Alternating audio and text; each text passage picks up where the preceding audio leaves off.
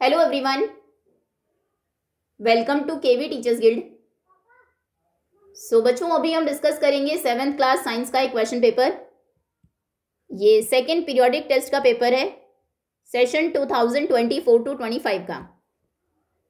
और सबसे पहले सेक्शन ए में मल्टीपल चॉइस क्वेश्चंस हैं। First is in plants water is transported through. Plants में वाटर का ट्रांसपोर्टेशन होता है through xylem. Water absorption through roots can be increased. Roots जल्दी वाटर को अब्जॉर्ब करे, रेट ऑफ अब्जॉर्प्शन को हम इंक्रीज कर सकते हैं बाय कीपिंग द प्लांट्स को कहाँ पर रखकर, इन द शेड, छाया में रख के, डिम लाइट में रख के, फैन के नीचे रख के। एक प्लांट को जब आप फैन के नीचे रखते हैं तो लीव से वाटर जल्दी इवापोरेट होता है, यानी कि ट्रांसपिरेशन का प्रोसेस इंक्रीज होता है। जब वाटर इवापोरेट होगा तो प्लांट के अंदर जो वाटर लॉस हुआ है उसे फुलफिल करने के लिए रूट्स जल्दी वाटर को अब्जॉर्ब करेगी। तो इसमें थर्ड ऑप्शन करेक्ट है। विच of the following relations is correct. Speed, distance और टाइम के बीच में कौन सा रिलेशन करेक्ट है? तो डिस्टेंस इक्वल होती है स्पीड इनटू टाइम के, इनटू टाइम। अब रिलेशन देखते हैं तो स्पीड किसके इक्वल हो जाएगी? स्पीड हो जाएगी distance upon time, speed into time. तो ये रॉन्ग है। स्पीड डिस्टेंस बाय टाइम, ये करेक्ट है, second option. Speed time by distance भी नहीं होती, speed 1 by distance into time भी नहीं होती। सेकेंड ऑप्शन करेक्ट है। स्पीड अगर निकालनी है आपको तो कितना डिस्टेंस आपने कितने टाइम में कवर किया है, डिस्टेंस को डिवाइड कर दीजिए टाइम से। Next, the basic unit of speed is. Speed की बेसिक यूनिट, स्टैंडर्ड यूनिट है मीटर पर second. A car is moving with a speed of 40 kilometre per hour for 15 minutes. एक कार 15 मिनट्स तक 40 kilometre per our की speed से चल रही है। Then with a speed of 60 kilometre per hour for the next 15 minutes. अगले 15 minutes तक वो 60 किलोमीटर पर आवर की स्पीड से चली। टोटल डिस्टेंस बताइए कार ने कितना कवर किया। तो जब 40 किलोमीटर पर आवर की स्पीड थी, यानी कि एक घंटे में 40 किलोमीटर, तो 15 मिनट्स में कितना करेगी? 40 इंटू 15 बाई 60, क्योंकि 1 आवर में 60 मिनट्स होते हैं तो 60 से हमने डिवाइड कर दिया और 15 का हमें फाइंड करना है तो 15 से मल्टीप्लाई किया। 15 4s are 60, 4 10s are 40। तो 10 किलोमीटर वो कवर करेगी पहले 15 मिनट्स में। दूसरे में जब उसकी स्पीड 60 किलोमीटर पर आवर की थी तब भी वो 15 मिनट्स चली। 15 बाई 60 करते हैं तो ये हो जाएगा 60 से 60 कैंसिल, आंसर 15 किलोमीटर। पहले 15 मिनट में 10 किलोमीटर चली, नेक्स्ट 15 मिनट में 15 किलोमीटर ही चली। तो टोटल कितनी डिस्टेंस उसने कवर की? 10 + 15 यानी कि 25। या फिर आप ऐसे भी समझ सकते हैं, 15 मिनट्स 1 आवर का कौन सा पार्ट होता है? ये 1/4 पार्ट होता है। ओके, तो 1 आवर में अगर 40 चलती है तो 1/4, यानी कि अगर इस पूरे 1 आवर में 40 चली तो 15 मिनट में 10 चली होगी, 10। नेक्स्ट 15 मिनट में 60 की स्पीड से चल रही है तो डिवाइड करिए इसको 4 से, 15 चलेगी। ठीक है, 15 और 10 25 किलोमीटर। सेकेंड ऑप्शन करेक्ट है। The reproductive part of a plant is the. Plant का रिप्रोडक्टिव पार्ट होता है फ्लावर। फोर्थ ऑप्शन करेक्ट है। The process of fusion of the male and the female gametes is called. Male और female gametes के fusion को हम बोलते हैं fertilisation. Mature ovary forms the. Mature ovary form करती है फ्रूट और अंदर जो ओव्यूल होता है वो फॉर्म करता है सीड। नेक्स्ट, डी ऑप्शन इसमें करेक्ट है। The spore producing organism is. इनमें से स्पोर प्रोड्यूसिंग ऑर्गेनिज्म है ब्रेड मोल्ड। ये स्पोर्स टाइनी स्ट्रक्चर्स होते हैं जो फिर नए मोल्ड के फॉर्मेशन में हेल्प करते हैं। बेसिकली ये रिप्रोडक्शन में हेल्प करते हैं मोल्ड्स की। Next, bryophyllum can reproduce by it's. Bryophyllum में रिप्रोडक्शन वेजिटेटिव प्रोपगेशन से होता है, उनकी लीव्स से। सेकेंड ऑप्शन करेक्ट है। Now very short answer type questions. What is stomata? Stomata क्या है? Give 2 functions of stomata. Stomata के 2 फंक्शंस आपको बताने हैं।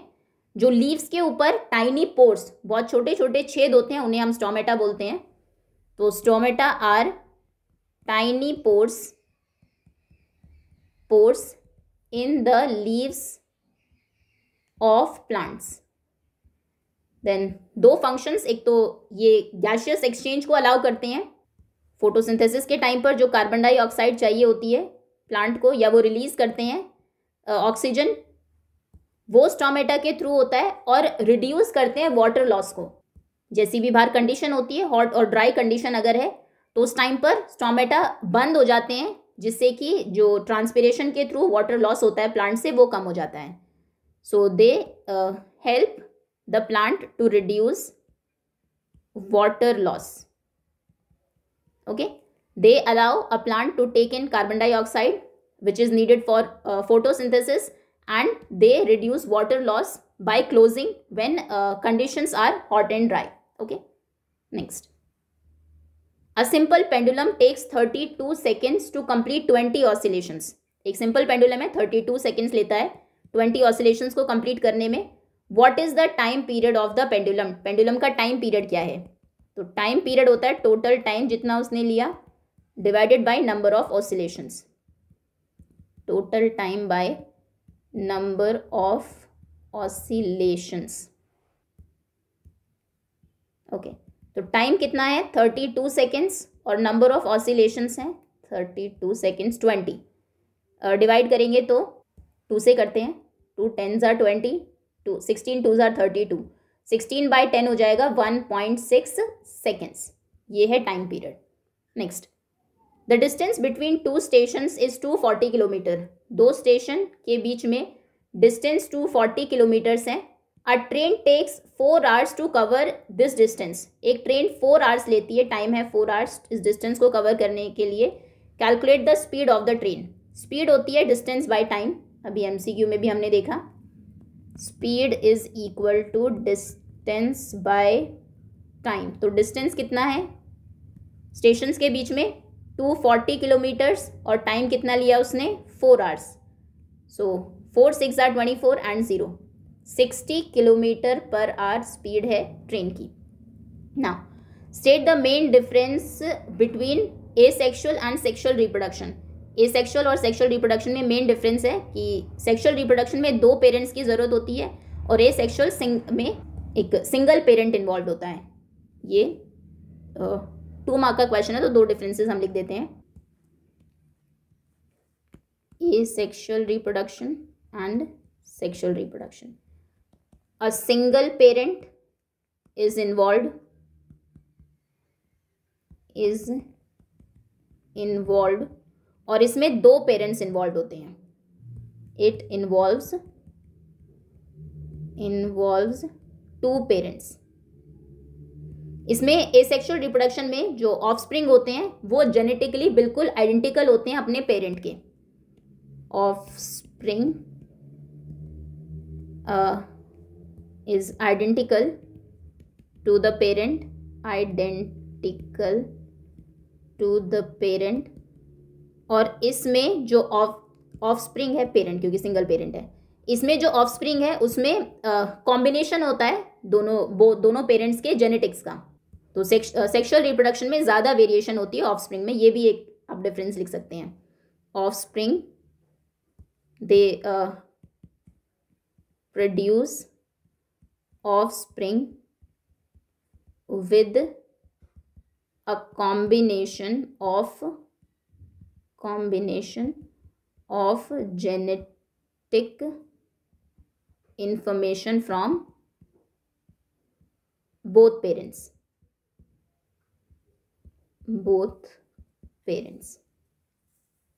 Okay, next. Now 3 mark का क्वेश्चन है, short answer type question. Draw a diagram of human excretory system and label the various parts. Okay, human excretory system का diagram draw करना है और डिफरेंट पार्ट्स को आपको लेबल करना है। सो इस तरह से आप ड्रॉ करेंगे। फिर डिफरेंट पार्ट्स ये है kidney, ureter, urinary bladder, urethra and urinary opening. Okay,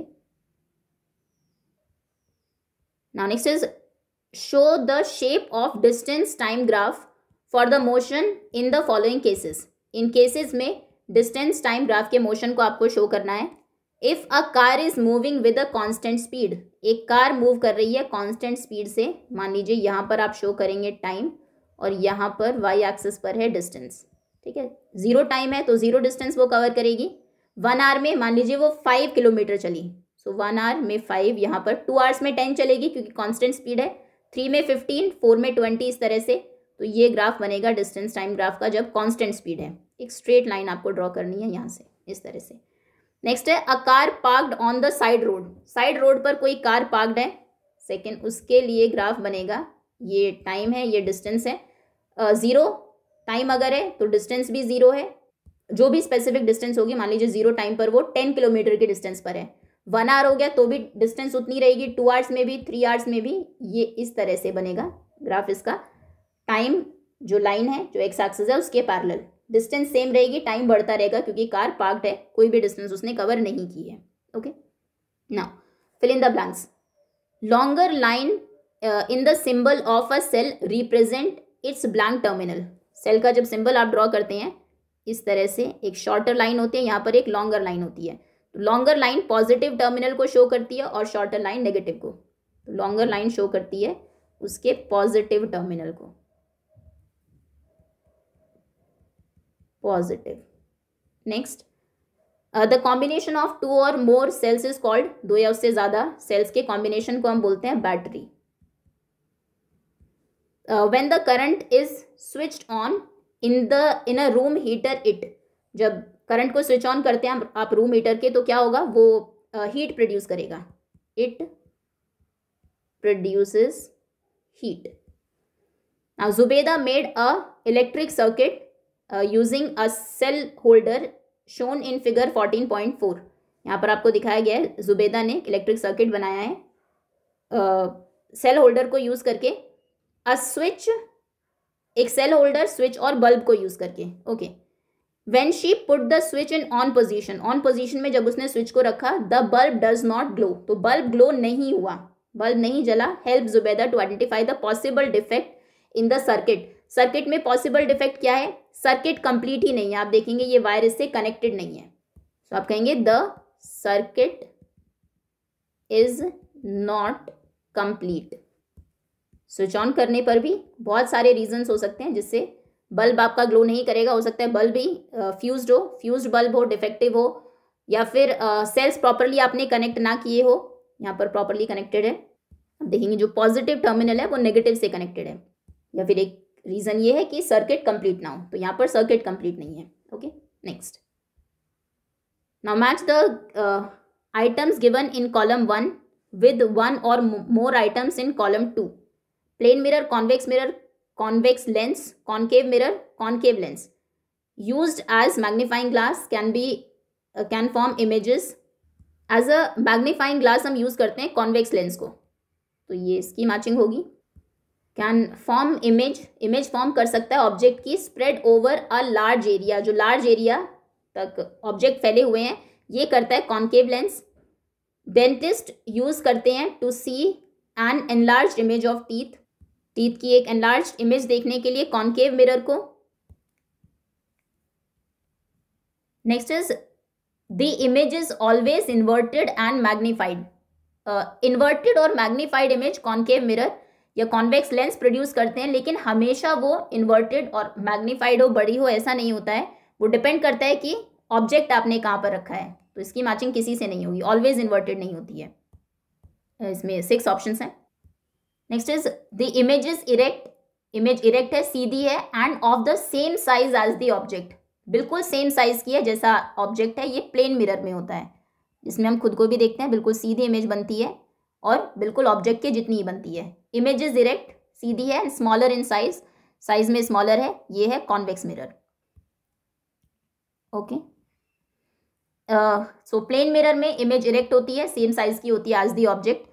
convex mirror में इमेज इरेक्ट होती है, स्मॉलर होती है साइज में। कॉन्वेक्स लेंस को यूज करते हैं as magnifying glass. Then concave mirror को डेंटिस्ट यूज करते हैं टीथ की लार्ज इमेज देखने के लिए, कॉनकेव लेंस को यूज किया जाता है इमेज फॉर्म करने के लिए, to spread it over a large area. Next, state the characteristics of the image formed by plane mirror. Plane mirror से जो इमेज बनती है उसकी क्या कैरेक्टरिस्टिक्स हैं। सबसे पहले हमने देखा वो इरेक्ट होती है, सीधी होती है बिल्कुल, और वर्चुअल होती है, मतलब आप उसको स्क्रीन के ऊपर ऑब्टेन नहीं कर सकते।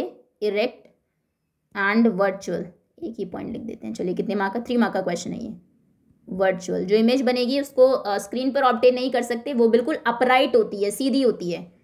सेकंड, सेम साइज की होती है, of the same size as the object, then literally inverted होती है, लेफ्ट राइट, और राइट आपको लेफ्ट दिखाई देगा, लिटरली इन्वर्टेड, ओके। और सेम डिस्टेंस पर होती है, मिरर से जितनी दूर आपने ऑब्जेक्ट रखा होगा, अगर एक कैंडल रखी है तो मिरर के उतने ही पीछे वो इमेज फॉर्म होगी, ठीक है। सो नंबर 4 होगा same distance, the image appears to be as far distance behind the mirror as the object is in front of it, okay।